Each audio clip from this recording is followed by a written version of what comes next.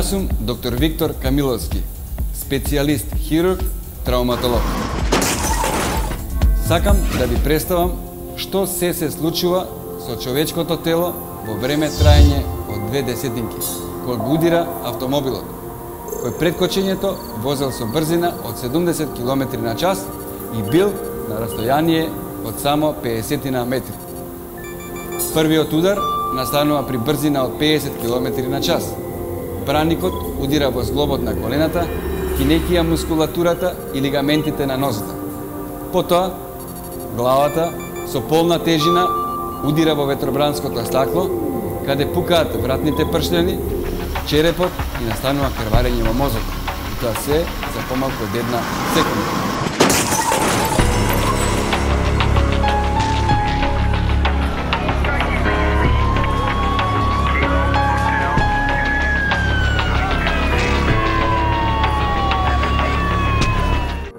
Телото паѓа на асфалтот и со 70% сигурност пешакот е веќе мртов. А ако брзината би била само 10 км на час помала, постои огромна шанса да го запрете возилото, навреме да реагирате, а пешакот не би претрпел поголеми последици. Се разбира, освен страф. Размислете, 10 км на час помалку брзина спасува човечки живот.